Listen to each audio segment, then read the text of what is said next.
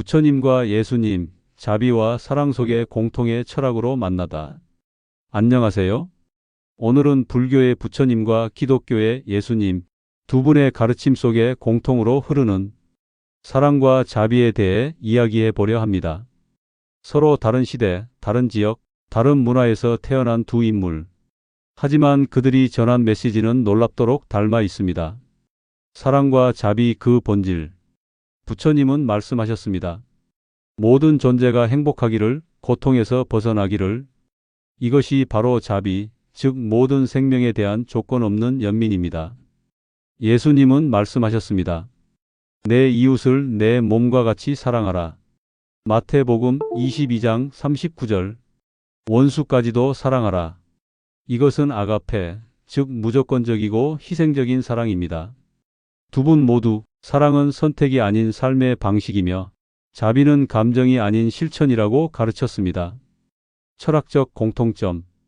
두 가르침은 이렇게 말합니다. 사랑은 특정한 조건이나 자격을 따지지 않습니다. 누구든지 어디에 있든지 그 존재 자체만으로 사랑받고 자비의 대상이 됩니다. 이는 현대 철학에서 말하는 무조건적 인간 존엄과도 깊이 맞닿아 있습니다. 단지 친절하게 대하라는 뜻이 아닙니다. 자기중심적인 세계관에서 벗어나 타자의 고통에 응답하는 책임 있는 삶을 요구하는 것입니다. 서로 다른 뿌리에서 피어난 사랑. 하지만 두 가르침의 출발점은 다릅니다. 불교에서 자비는 모든 존재가 서로 연결되어 있다는 깨달음에서 시작됩니다. 이것을 연기라고 부릅니다.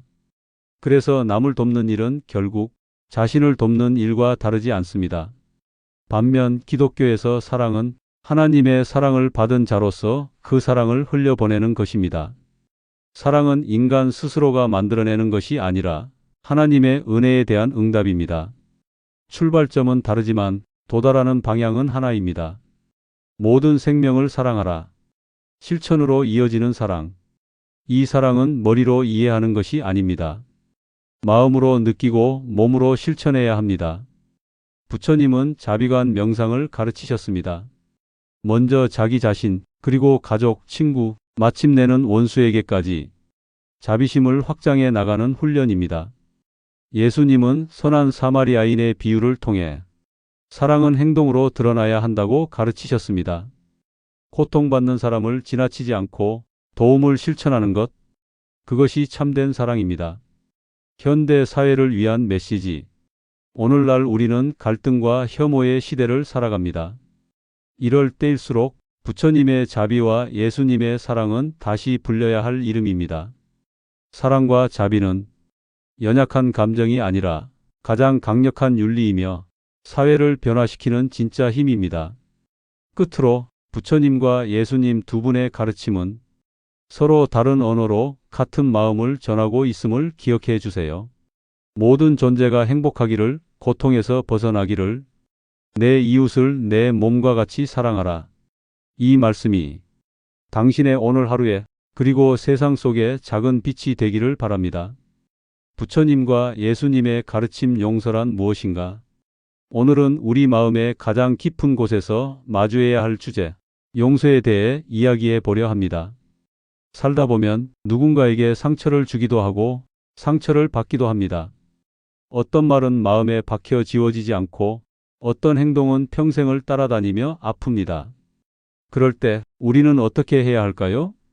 부처님 증오를 멈추는 길. 부처님은 이렇게 말씀하셨습니다. 증오를 증오로 갚으면 끝이 없다. 사랑으로만 증오가 사라진다. 이것은 단지 도덕적인 이상이 아닙니다.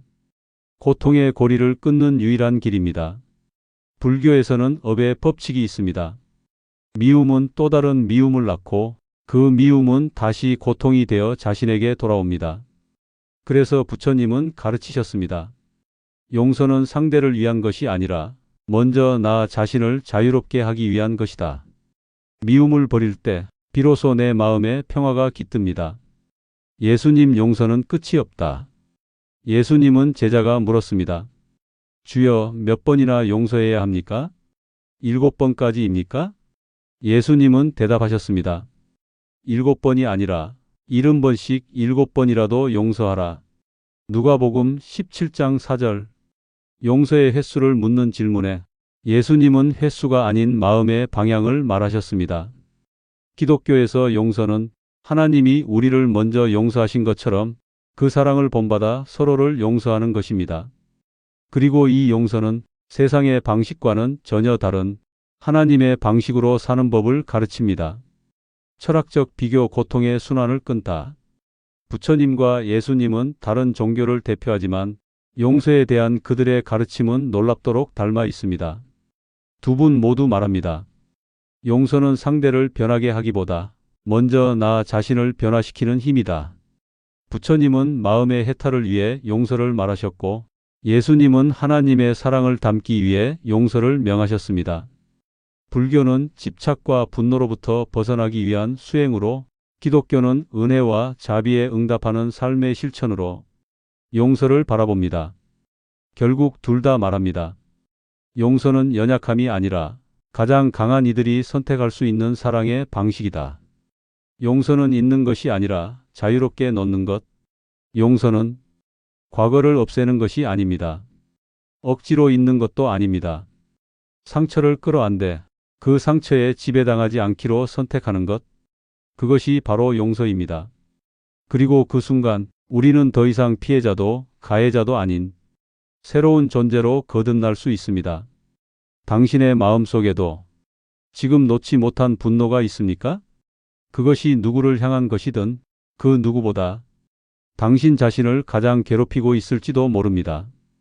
그렇다면 이제 부처님의 자비로, 예수님의 사랑으로 그 마음을 조용히 내려놓아 보세요. 마지막 메시지. 증오는 증오로 사라지지 않는다. 오직 사랑으로만 끝이 난다. 부처님.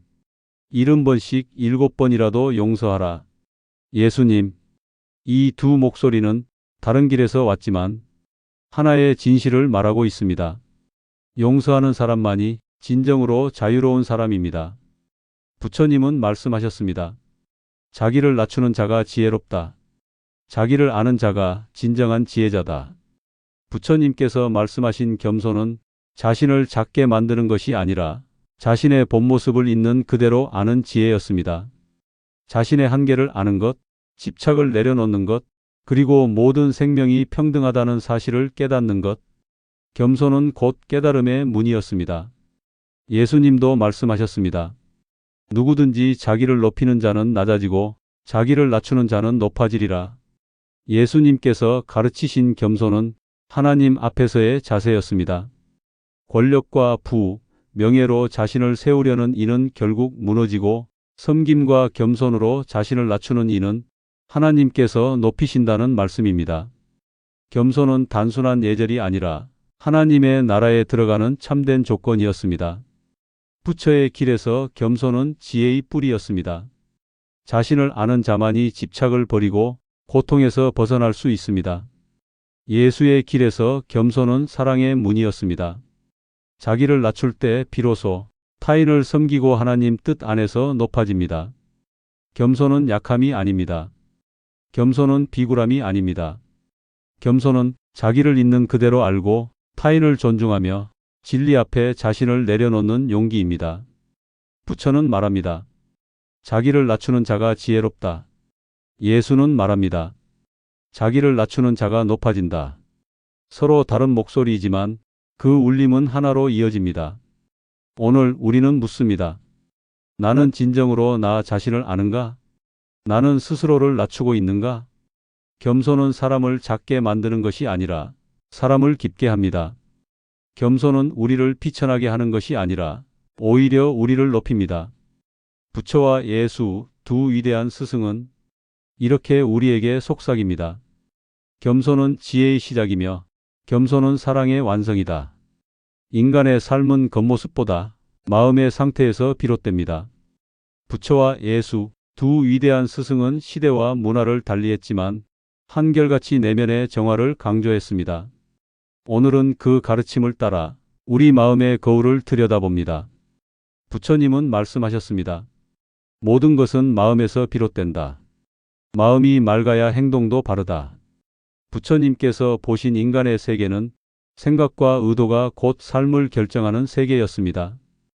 탐욕과 분노로 가득한 마음은 행동마저 어지럽게 만들고 결국 자신과 세상에 고통을 낳습니다.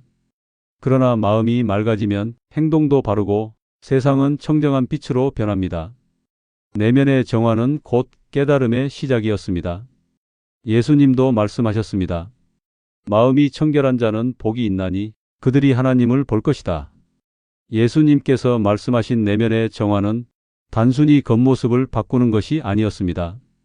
하나님 앞에서 깨끗한 마음, 사랑과 진실로 가득한 마음이 곧 하나님의 임재를 체험하는 길이었습니다.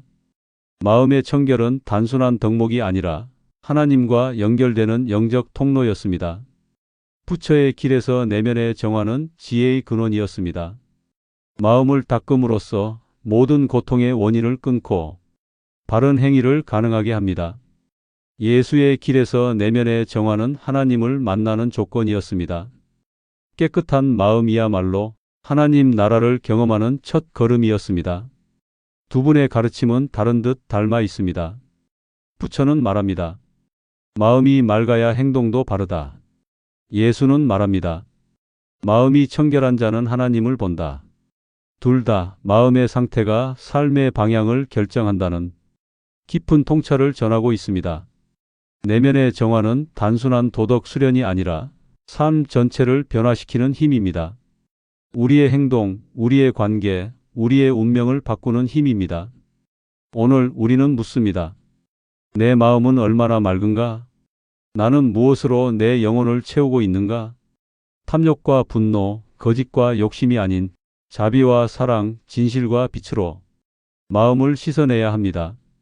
부처와 예수, 두 길은 달랐으나 한 목소리로 말합니다. 마음을 정화하라. 그 안에서 진리를 보고 그 안에서 하나님을 본다. 부처님은 말씀하셨습니다. 집착은 고통을 낳는다. 무상한 것에 집착하지 말라.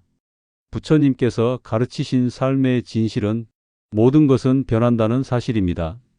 재물도, 명예도, 젊음도, 심지어 생명마저도 영원하지 않습니다. 그런데도 변하는 것에 집착하면 이를 때마다 고통이 찾아옵니다. 집착에서 벗어나야만 우리는 자유로울 수 있습니다. 해탈이란 모든 집착을 내려놓고 마음을 청정히 하는 데 있습니다. 예수님도 말씀하셨습니다. 이 세상이나 세상에 있는 것들을 사랑하지 말라. 세상을 사랑하면 아버지의 사랑이 그 안에 있지 않다. 예수님의 말씀은 세상의 것에 마음을 빼앗기지 말라는 가르침이었습니다. 재물과 욕망, 권력과 쾌락은 잠시 반짝이지만 결국 사라집니다. 그것에 매이면 영혼은 메말라가고 하나님의 사랑과는 멀어집니다.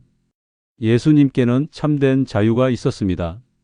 그것은 세상에 매이지 않고 하나님 안에서 거하는 삶이었습니다. 부처의 길은 무상의 지혜를 통해 집착을 끊는 길이었습니다. 변하는 것에 얽매이지 않음으로써 고통에서 벗어나는 자유. 예수의 길은 하늘나라의 사랑을 붙드는 길이었습니다. 세상의 유혹을 초월하고 하나님 안에서 참된 생명을 누리는 자유. 철학적 사색, 서정적 톤. 부처는 말합니다. 무상한 것에 집착하지 말라. 예수는 말합니다. 세상에 매이지 말라. 서로 다른 언어이지만 가르침은 하나의 지혜로 이어집니다. 집착은 우리를 속박하지만 놓아버림은 우리를 자유롭게 합니다. 소유하려는 마음은 우리를 가두지만 내려놓는 마음은 우리를 하늘처럼 넓게 합니다. 오늘 우리는 묻습니다. 나는 무엇에 매여 있는가? 무엇을 내려놓지 못해 고통받고 있는가? 부처의 길은 말합니다. 집착을 끊을 때 해탈이 온다. 예수의 길은 말합니다. 세상에 매이지 않을 때 하나님 사랑이 임한다. 두 스승의 목소리는 오늘도 하나로 합쳐져 우리에게 이렇게 속삭입니다. 집착을 버려라. 그리고 자유를 얻어라. 그 안에서 참된 평화가 있다. 부처님은 말씀하셨습니다. 자신이 원하지 않는 일을 남에게 하지 말라. 부처님께는 타인과 나의 경계가 절대적이지 않았습니다. 모든 존재는 서로 연결되어 있고 타인에게 행한 것은 결국 자신에게 돌아옵니다. 내가 고통스러워하는 것을 다른 이에게 행하지 않는 것, 이것이 자비와 지혜의 실천이었습니다. 예수님도 말씀하셨습니다. 무엇이든지 남에게 대접을 받고자 하는 대로 너희도 남을 대접하라. 예수님께서는 적극적인 사랑을 강조하셨습니다. 내가 대접받고 싶은 방식, 내가 받고 싶은 친절과 자비를 먼저 다른 이에게 베풀라는 가르침이었습니다. 이것은 단순한 도덕률이 아니라 하나님 나라의 법칙이었습니다. 사랑을 먼저 행할 때 세상은 하나님 뜻에 가까워집니다. 부처의 가르침은 소극적 윤리로서 남에게 해를 끼치지 말라는 지혜였습니다. 예수의 가르침은 적극적 윤리로서 남을 사랑으로 섬기라는 명령이었습니다. 하나는 해악을 멈추는 길, 다른 하나는 선을 적극적으로 실천하는 길. 그러나 두 길은 모두 인류의 평화와 조화를 향하고 있었습니다. 부처는 말합니다. 내가 원하지 않는 것을 남에게 하지 말라. 예수는 말합니다. 내가 원하는 것을 남에게 먼저 행하라. 하나는 고통을 막고 다른 하나는 사랑을 확장합니다. 결국 두 목소리는 같은 지혜로 이어집니다. 인간의 삶은 관계 속에 있고 관계의 근본은 존중과 사랑에 있습니다. 나를 넘어 타인을 생각하는 순간 우리 모두는 자유로워집니다. 오늘 우리는 묻습니다.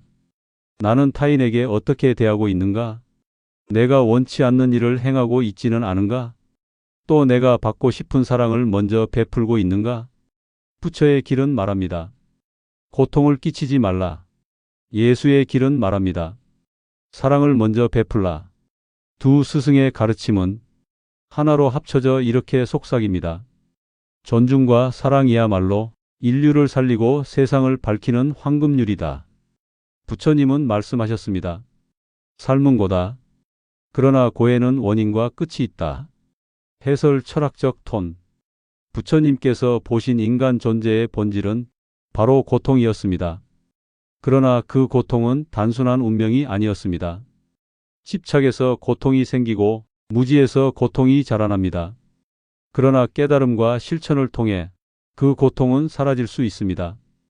고통은 끝낼 수 없는 짐이 아니라 지혜로 초월할 수 있는 과제였습니다. 예수님도 말씀하셨습니다. 나의 고난을 통해 너희가 생명을 얻게 되리라. 예수님은 고통을 피하지 않으셨습니다. 십자가라는 가장 큰 고통을 끌어안으셨습니다.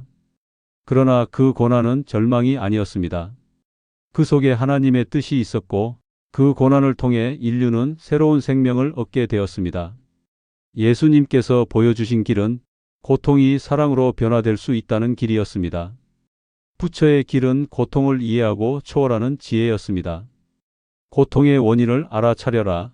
그리고 그 원인을 끊어라. 예수의 길은 고통을 받아들이고 사랑으로 전환하는 믿음이었습니다. 고난 속에서도 하나님의 뜻이 있다. 그 끝은 생명이다. 부처는 말합니다. 삶은 고통이지만 그 고통은 극복할 수 있다. 예수는 말합니다. 고난은 헛되지 않다. 그 속에 생명이 있다. 부처에게 고통은 깨달음의 스승이었고 예수에게 고통은 사랑의 도구였습니다. 다른 길을 걸었지만 두 분 모두 고통을 통해 인간을 자유케 하셨습니다. 오늘 우리는 묻습니다. 나는 내 고통을 어떻게 바라보고 있는가? 그저 피하고 있는가? 아니면 그 속에서 길을 찾고 있는가? 부처는 말합니다. 고통은 이해될 때 사라진다. 예수는 말합니다. 고난은 사랑으로 바뀔 때 생명이 된다. 두 스승의 목소리는 하나로 합쳐져 오늘 우리에게 이렇게 속삭입니다. 고통을 두려워하지 말라. 그 속에 길이 있고 그 끝에 자유와 생명이 있다. 부처님은 말씀하셨습니다. 거짓말은 해롭다. 진실을 말하되 유익하고 친절한 말만 하라. 부처님께서 강조하신 것은 단순한 말의 진실성이 아니었습니다. 거짓은 상대를 속이는 동시에 자신의 마음도 속박합니다.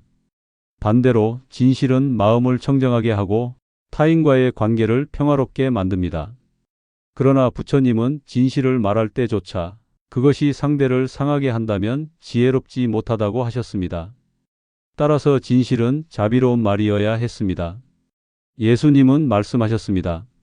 진리를 알지니 진리가 너희를 자유롭게 하리라. 예수님께서 말씀하신 진리는 단순한 사실의 나열이 아니었습니다. 그것은 하나님의 뜻, 곧 사랑과 정의 그 자체였습니다. 거짓은 사람을 속박합니다. 그러나 진리를 알 때 영혼은 자유로워지고 삶은 빛을 향해 나아갑니다.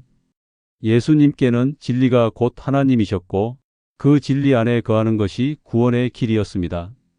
부처의 길에서 진실은 마음을 맑히는 지혜였습니다. 거짓을 버리고 진실하고 친절한 말로 세상을 밝히는 것. 예수의 길에서 진실은 영혼을 자유롭게 하는 진리였습니다. 하나님 뜻 안에서 진실을 알 때 비로소 인간은 속박에서 해방되는 것. 부처는 말합니다. 진실을 말하라. 그러나 그 말은 자비로워야 한다. 예수는 말합니다. 진리를 알라. 그 진리가 너희를 자유롭게 할 것이다. 서로 다른 언어이지만 두 가르침은 함께 흐릅니다. 진실은 관계를 세우고 진리는 영혼을 일으킵니다. 거짓은 우리를 가두지만 진실은 우리를 해방합니다. 오늘 우리는 묻습니다. 나는 얼마나 진실하게 살고 있는가? 나는 내 말과 행동 속에서 거짓이 아닌 진리를 따르고 있는가? 부처의 길은 말합니다. 진실을 말하라. 그것이 자비로운 삶이다. 예수의 길은 말합니다. 진리를 알라. 그것이 너를 자유롭게 한다. 두 스승의 가르침은 하나로 합쳐져 오늘 우리에게 이렇게 속삭입니다. 진실되게 살아라. 그 안에 지혜가 있고 그 안에 자유가 있다. 부처님은 말씀하셨습니다. 아상, 인상을 버려라. 나라는 집착에서 벗어나라. 부처님께서 보신 고통의 뿌리는 바로 자아 집착이었습니다. 내가 중요하다는 생각, 나는 남과 다르다는 구분이 끝없는 욕망과 분노를 낳았습니다. 그러나 나라는 집착을 내려놓을 때 우리는 모든 존재와 하나임을 깨닫습니다. 그 순간 이기심은 사라지고 자비와 지혜가 피어납니다. 이것이 곧 해탈의 길이었습니다. 예수님도 말씀하셨습니다. 누구든지 나를 따르려거든 자기를 부인하고 자기 십자가를 지고 따르라. 예수님께서 말씀하신 자기를 부인한다는 것은 자기 중심적 욕망을 버린다는 뜻이었습니다. 편안함만 추구하는 삶, 세상적 영광을 쫓는 삶을 내려놓고 사랑과 희생의 길을 선택하는 것.